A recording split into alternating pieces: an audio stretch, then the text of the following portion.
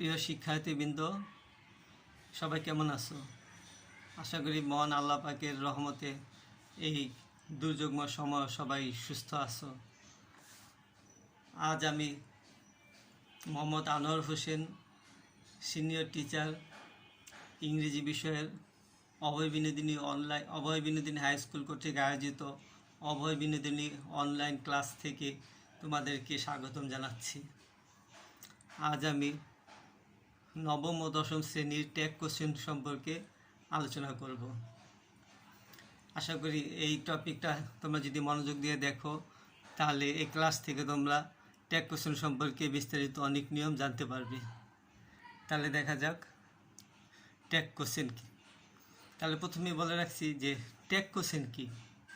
এখন যদি আমরা বলি ট্যাগ কোশ্চেন কী, তাহলে ব্যাপারটা কী দাঁড়াবে যে কনভারজেশন বা কথোপকথন।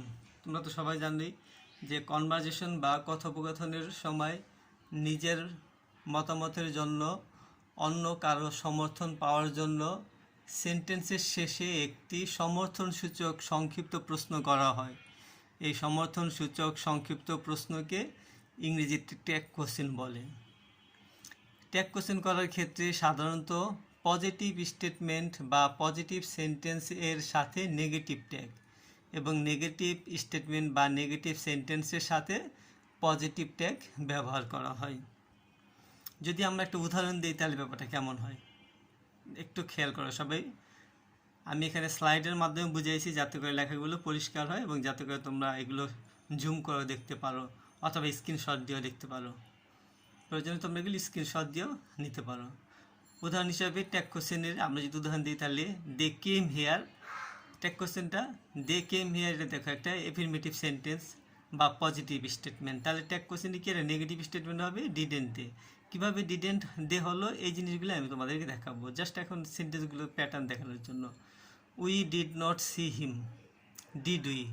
এখন আমরা দেখতে পাচ্ছি we did not see him, এটা কিন্তু নেগেটিভ স্টেটমেন্ট, এই জন্য ট্যাগ ফর্মটা কী হলো ডিড উই। এখন যদি আমরা বলি যে হোয়াট ইজ ট্যাগ কোশ্চেন, তাহলে কী দাঁড়ালো যে দে কেম হেয়ার। এখন আমি এই সেন্টেন্সের শেষে যে তারা গতকাল এসেছিল, আমার কথাটা ঠিক কি না এটা আমি যাচাই করার জন্য সংক্ষেপে শেষে একটা প্রশ্ন করলাম কি ডিডেন্ট ডে, যে তারা কি আসেনি। তাহলে আমার কথাটা বা বক্তার কথাটাকে যাচাই করার জন্য কথার শেষে যে সংক্ষিপ্ত প্রশ্ন জুড়ে দেওয়া হয়, এই সংক্ষিপ্ত এই প্রশ্নটাকে বলা হয় ট্যাগ কোশ্চেন। ট্যাগ কোশ্চেন করার ক্ষেত্রে সাধারণত কিছু ট্যাগ ফর্মস বা যেটাকে বলে কন্ট্রাকশন ব্যবহার করতে হয়। মনে রাখতে হবে কন্ট্রাকশন করার নিয়ম তোমরা সবাই কম বেশি জানো। এখন ট্যাগ ফর্মস বা কন্ট্রাকশন সাধারণত অক্সিলারি ভার্বের সাথে করা হয়।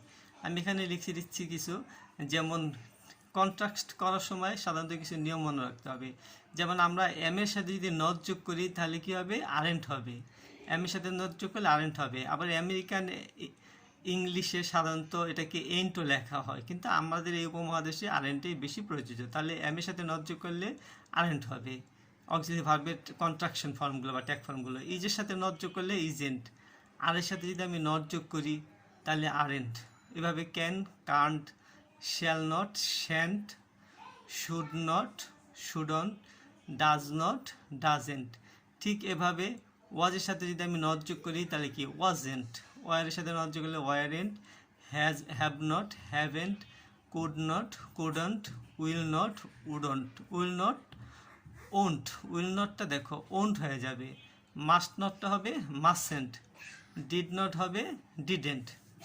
আবার হ্যাজ নট হবে হ্যাজেন্ট, হ্যাড নট হবে হ্যাডেন্ট, মে নট হবে মেন্ট, মাইট নট হবে মাইডন্ট, উড নট উডেন্ট। ডু নটটাকে এক কথায় বা কন্ট্রাকশন করলে হবে ডোন্ট, দেয়ার সাথে নট যোগ করলে হবে ডেয়ারেন্ট। এভাবে কন্ট্রাকশন ফর্মগুলো তোমাদের খেয়াল রাখতে হবে। ট্যাগ কোশ্চেনে গেলে এই কন্ট্রাকশনগুলো খুব জরুরি। তাহলে আমরা পরবর্তী স্লাইডে যাচ্ছি। এখন দেখো সাধারণত মনে রাখতে হবে অক্সিলারি ভার্বগুলো কী কী। অক্সিলারি ভার্ব কী কী? Am, is, are, was, were, do, does, did, have, has, had, may, might, can, could, will, would, shall, should, must, ought, need, dare. Need এবং দেয়ারের ক্ষেত্রে কিছু তফাৎ আছে, তবু আমরা অক্সিলারি ভার্ব হিসেবে এখানে ধরছি। এখন দেখো যে যারা কি অক্সিলারি ভার্ব যুক্ত এফিরমেটিভ সেন্টেন্সকে ট্যাগ কোশ্চেন করার নিয়ম। আবার বলছি, অক্সিলারি ভার্ব যদি থাকে এবং সেন্টেন্সটা যদি এফিরমেটিভ হয় তাহলে ট্যাগ করার নিয়ম। সেখানে কি আমরা রুল 1 যদি ধরি, রুল 1 কি, অক্সিলারি ভার্ব যুক্ত এফিরমেটিভ সেন্টেন্সকে ট্যাগ করতে গেলে প্রথমে, যেমন একটা উদাহরণ আমরা এখানে দেখে দিই আগে, he is a liar. He is a liar, এখানে দেখো এটা হলো সেন্টেন্সটা এফিরমেটিভ এবং এখানে অক্সিলারি ভার্ব আছে, এটাকে ট্যাগ করলে কি হবে, ইজেন্ট হবে। কীভাবে ইজেন্ট হলো সেটা হলো নিয়মটা হলো রুল 1, প্রথমে প্রদত্ত সেন্টেন্সটি অপরিবর্তিত অবস্থায় বসবে, কমা চিহ্ন বসবে। সেন্টেন্সটা লেখার পরে কি হবে, যেমন হি ইজ এ লায়ার, এটা লেখার পরে কমা চিহ্নটা বসবে, তাহলে কমা চিহ্ন বসলো। এবার প্রদত্ত সেন্টেন্সের অক্সিলারি ভার্বটি বসবে, প্রদত্ত সেন্টেন্সের অক্সিলারি ভার্বটি বসলো। এবার অক্সিলারি ভার্বের সাথে এনটি যোগ করতে হবে। কি যোগ করতে হবে, এনটি যোগ করতে হবে। যেহেতু পজিটিভ স্টেটমেন্ট, এটা নেগেটিভ ট্যাগ করতে হবে, এনটি যোগ করতে হবে। তাহলে এখানে কি দাঁড়ালো, হি ইজ এ লায়ার, ইজের সাথে নট যোগ করলে আমরা কি হলো, ইজেন্ট। তাহলে উক্ত সেন্টেন্সের সাবজেক্টটি পুনরায় বসবে। আবার বলছি, এনটি বসানোর পরে সাবজেক্টটা পুনরায় বসবে। এখন সাবজেক্টটা যেমন এখানে ছিল হি ইজ এ লায়ার, এই সাবজেক্টটা আমি আবার বসালাম, he is a liar isn't he. এখন সাবজেক্টটা যদি নাউন হয়, এখানে একটা ব্র্যাকেটে দেখো, সাবজেক্টটি নাউন হলে সর্বদা তার প্রোনাউন ফর্ম বসবে। নাউন থাকলে, নাউন তো আমরা একটা সেন্টেন্সে একাধিক নাউন বসাতে পারবো না, সেম নাউন, তাহলে ওই নাউনটা প্রোনাউন ফর্ম হবে। যেমন অক্সিলারি ভার্বের নাউন, এখানে অক্সিলারি ভার্ব প্রোনাউন ফর্ম কী কী বসতে পারে, আই, উই, তারপর ইউ, হি, শি, ইট, দে ইত্যাদি বসবে। এরপরে প্রশ্নবোধক চিহ্ন বসবে। তাহলে কি দাঁড়ালো, যেমন হি ইজ এ লায়ার, এখানে অক্সিলারি ভার্ব আছে এবং সেটা এফিরমেটিভ, তাহলে ইজের সাথে নট যোগ করলে আমরা আগের পৃষ্ঠায় দেখছি, আবার দেখাচ্ছি আমি, ইজের, যেমন ইজের সাথে নট যোগ করলে আমি আবার দেখাচ্ছি, যেমন এখানে দেখো স্লাইডে, ইজের সাথে নট যোগ করার ফলে ইজেন্ট হয়ে গেছে। তাহলে এই ইজেন্টটা আবার আমরা লিখলাম, তাহলে ইজের সাথে নট যোগ করলে এটা ইজেন্ট হলো। I am punctual, I am punctual, এখানে অ্যামের সাথে নট যোগ করলে কি হবে, অ্যামের সাথে নট যোগ করলে আগের স্লাইডে দেখা গেছে, যেমন অ্যামেন্ট না হয় এটা কী হবে, আরেন্ট হবে, আর সাবজেক্টটা আই আছে তাহলে কী হবে, আই হবে, তাহলে হবে কি আরেন্ট। আমি আবার দেখাচ্ছি তোমাদের একটু সুবিধার্থে, যেমন এখানে দেখো অ্যামের সাথে নট যোগ করলে এটা আরেন্ট হয়ে গেছে। যাই হোক, তাহলে তোমরা তো অবশ্যই বুঝতে পারছো, তাহলে আই অ্যাম পাংচুয়াল কী হলো, আরেন্ট, আর সাবজেক্ট আই আছে, আই হলো। লেখার পরে এই ইন্টারগেশন মার্ক দিতে হবে। আন্ডারলাইন তোমরা করতে পারো, না করতে পারো। তাহলে দাঁড়ালো কি, যেমন বার্ডস ক্যান ফ্লাই, এখন এখানে অক্সিলারি ভার্ব আছে ক্যান এবং সেটা এফিরমেটিভ, তাহলে ক্যানের সাথে নট যোগ করলে আগের স্লাইডে দেখছি কান্ট হয়ে গেল। আর বার্ডস যেহেতু নাউন এবং এটা কি প্লুরাল ফর্ম, তাহলে প্লুরাল ফর্ম থাকার কারণে এটা প্রোনাউন কী হলো, দে হয়ে গেল। এখন একটা জিনিস মনে রাখতে হবে, একটা ছেলে হলে হি লিখতে হবে, একটা মেয়ে থাকলে এখানে প্রোনাউনটা, নাউনের পরিবর্তে প্রোনাউনটা শি হবে। এখন ব্যক্তি ছাড়া অন্য কোনো বস্তু, ঘটনা, প্রাণী একটা বোঝালে প্রোনাউন হিসাবে ইট বসবে, আর অনেকগুলো বোঝালে ব্যক্তি, বস্তু, প্রাণী যাই হোক প্রোনাউন ফর্ম অনেকগুলো হলে সবসময় দে বোঝাবে। এখানে যেহেতু বার্ডস আছে, বার্ডসের প্রোনাউন হলো দে। রানা উইল প্লে, এখন উইল আছে, আগের স্লাইডে দেখছি যে উইলের সাথে নট যোগ করলে কি হয়, ওন্ট হয়। তোমরা আরেকটু দেখে নিতে পারো, যেমন এখানে এই যে স্লাইডে উইলের সাথে নট যোগ করলে কি হবে, ওন্ট হবে।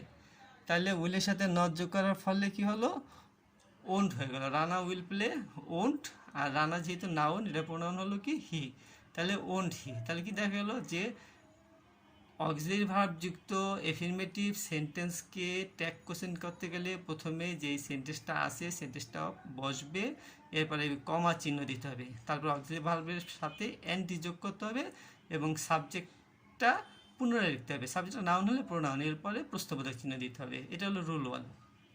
এখন যদি আমরা পরের সেন্টেন্সে যাই, পরের সেন্টেন্সে গেলে কি দাঁড়াবে, যেমন রুল 2, অক্সিলারি ভার্ব যুক্ত নেগেটিভ সেন্টেন্সকে ট্যাগ কোশ্চেন করার ক্ষেত্রে, মনে করো অক্সিলারি ভার্ব আছে এবং এটা নেগেটিভ, তখন কী হবে, প্রথমে প্রদত্ত সেন্টেন্সটি অপরিবর্তিত অবস্থায় বসবে, অর্থাৎ সেন্টেন্সটা লিখতে হবে, সরি, কমা চিহ্ন বসবে, এরপরে প্রদত্ত সেন্টেন্সের অক্সিলারি ভার্বটি বসবে এবং উক্ত সেন্টেন্সের সাবজেক্টটি পুনরায় বসবে, তারপরে প্রশ্নবোধক চিহ্ন বসবে।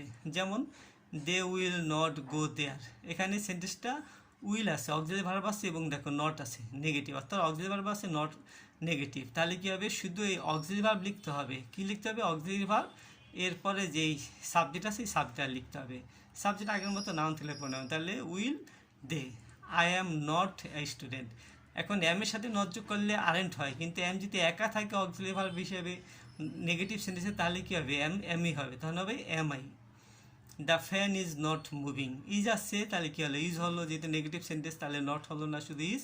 আর ফ্যান একটা বস্তু, এই জন্য কী হবে? ইট হবে। The cat was not sleeping. এখন ওয়াজ আছে অক্সিলারি ভার্ব, তাই ওয়াজ হলো ওয়াজ। আর ক্যাট যেহেতু প্রাণীবাচক, একটা বোঝার জন্য ইট হলো। We can not help you.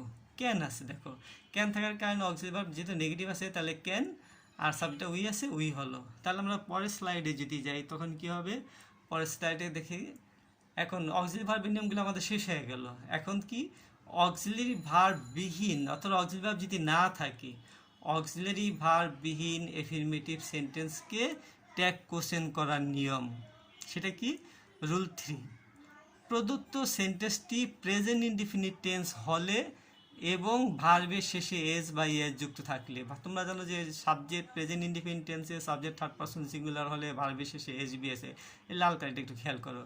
Present indefinite হলে এবং ভার্বের শেষে এস বা এস যুক্ত থাকলে ট্যাগ কোশ্চেনে কী হবে? প্রথমে প্রদত্ত সেন্টেন্সটি অপরিবর্তিত অবস্থায় বসবে, অর্থাৎ সেন্টেন্সটা বসবে, এরপরে কমা বসবে, তারপরে ডাজেন্ট হবে, অক্সিলারি হিসাবে ডাজেন্ট হবে। ডাজেন্ট হওয়ার পরে উক্ত সাবজেক্টটি পুনরায় বসবে, এরপরে প্রশ্নবোধক চিহ্ন বসবে। আবার বলছি, ভার্বের শেষে এস বি এস যুক্ত থাকলে এই নিয়ম। যে জয়া রিডস আ বুক, এখানে প্রেজেন্ট ইনডিফিনিট ভার্বের পর এস বি এস আছে, তাহলে কী হবে? জাস্ট ডাজেন্ট, আর জয়া যেহেতু মেয়ে একজনের জন্য see, doesn't see. The man catches fish, catches ভার্বের শেষে এস বি এস আছে প্রেজেন্ট ইনডিফিনিট, তাহলে কী হলো? Doesn't he. ম্যান যেতে পুরুষ বাচ্চা বোঝে। দ্য ফ্যান মুভস, বারবার এস আছে, তাহলে doesn't it. The baby sleeps quietly, বারবার এস আছে, দেখো তাহলে ডাজেন্ট। আর বেবি যেহেতু শিশু, শিশু কি? এটা হলো ছেলেও না মেয়েও না, এটা হলো নিউটার জেন্ডার, এই জন্য কী হবে? ইট হবে। পরের স্লাইডে দেখো নাম্বার 4। এখন অক্সিলারি ভার্ব বিহীন, অক্সিলারি ভার্ব নাই এবং এইটা হলো অক্সিলারি ভার্ব বিহীন, অক্সিলারি ভার্ব বিহীন এফিরমেটিভ সেন্টেন্সকে ট্যাগ কোশ্চেন করার নিয়ম। এখন কি? প্রথমে প্রদত্ত সেন্টেন্সটি প্রেজেন্ট ইনডিফিনিট হলে এবং ভার্বের শেষে এসবিএস যুক্ত না থাকলে, যুক্ত থাকলে কি হয়? আগের স্লাইডে দেখানো হয়েছে। যদি ভার্বের শেষে এসবিএস না থাকে, তাহলে ট্যাগ কোশ্চেন করার নিয়ম। তাহলে কি? প্রদত্ত সেন্টেন্সটি অপরিবর্তিত অবস্থায় বসবে, প্লাস কমা বসবে, তারপরে ডোন্ট বসবে। এখানে কি বসবে? ডোন্ট বসবে। এবার উক্ত সাবজেক্টটি পুনরায় বসবে, প্রশ্নবোধক চিহ্ন বসবে। যেমন we like flowers, we like flowers. তাহলে এখানে কি আছে? সাবজেক্টে লাইক, প্রেজেন্ট ইনডিফিনিট টেন্স, দেখো অক্সিলারি ভার্ব নেই এবং এফিরমেটিভ সেন্টেন্স ভার্বের এসবিএস নেই, তার মানে জাস্ট একটা কি মূল ভার্ব। তাহলে কি হবে? ডোন্ট হবে, ডোন্ট, আর সাবজেক্টটা উই আছে, উই হবে, don't we. They catch fish, ক্যাচটা এখানে কি? ভার্ব, ফ্রেশ ভার্ব, অর্থাৎ বেস, ভার্বের বেস ফর্ম। তাহলে কি হবে? ক্যাচের জন্য হবে ডোন্ট, আর দে আছে, দে হবে, don't they. The fans move, এখানে মুভ ভার্ব যেহেতু প্রেজেন্ট ফর্ম, এই জন্য কী হবে? ডোন্ট, আর ফ্যান্স অনেকগুলো, এই জন্য কী হবে? They, don't they. Sorry. The baby sleep quietly, sleep আছে বলে কী হবে? ডোন্ট, আর বেবি অনেকগুলো, অনেকগুলো ব্যক্তি বস্তু প্রাণী যাই হোক, অনেকগুলো হবে হলে সবসময় সাবজেক্ট হবে দে। পরের স্লাইডটা আমরা দেখছি, সেটা কি? যেমন নাম্বার 4, অক্সিলারি ভার্ব বিহীন এফিরমেটিভ সেন্টেন্সকে ট্যাগ করার নিয়ম। এখন এখানে একটু খেয়াল রাখো, প্রদত্ত সেন্টেন্সটি পাস্ট ইনডিফিনিট টেন্স হলে, তোমরা পাস্ট ইনডিফিনিট টেন্স তো জানোই, প্রদত্ত সেন্টেন্সটি পাস্ট ইনডিফিনিট টেন্স হলে ট্যাগ কোশ্চেন এ, সেটা কী হবে? প্রথমে প্রদত্ত সেন্টেন্সটি অপরিবর্তিত অবস্থায় বসবে, প্লাস কমা বসবে, এরপরে ডিডেন্ট বসবে। কি বসবে? ডিডেন্ট বসবে। পাস্ট ইনডিফিনিট টেন্স হলে, অক্সিলারি ভার্ব না থাকলে, এফিরমেটিভ হলে, তখন ডিডেন্ট লিখতে হবে। এরপরে উক্ত সাবজেক্টটি পুনরায় বসবে, তারপরে প্রশ্নবোধক চিহ্ন বসবে। যেমন for example, I played cricket, তোমরা তো জানি পাস্ট ইনডিফিনিট স্ট্রাকচার, প্রথমে সাবজেক্ট হবে, এরপর ভার্বটা কী হবে? পাস্ট ফর্মে হবে, প্লাস অবজেক্ট হবে। তাহলে প্লেড পাস্ট ফর্মে আছে, অর্থাৎ ভার্ব টুতে আছে, এই জন্য কী হবে? ডিডেন্ট, আর সাবজেক্ট আই, এখানে আই হলো। উই বট ফ্লাওয়ার্স, বটটা যেহেতু ভার্ব পাস্ট ইনডিফিনিট, এই জন্য কি? ডিডেন্ট, সাবজেক্ট উই আছে, we. The boys went there, ভার্বটা এখানে ওয়েন্ট, এই জন্য কী হলো ডিডেন্ট, আর বয়েজ অনেকগুলো প্লুরাল দেখে কী হবে they, didn't they. The baby cried loudly, cried verb past ফর্মে, এই জন্য কী হলো ডিডেন্ট, আর বেবি যেহেতু আমি বলছি যে এটা কি নিউটার জেন্ডার, এই জন্য কী হবে ইট হবে, didn't it. You helped us so much, helped এখানে ভার্ব হিসেবে ব্যবহার করা হয়েছে, এই পাস্ট ফর্মে আছে, এই জন্য কী হলো ডিডেন্ট, ইউ সাবজেক্ট আছে, ডিডেন্ট ইউ হলো। যাক, thank you very much for watching the video. I think this video will help you a lot, so stay safe. Thank you very much for watching.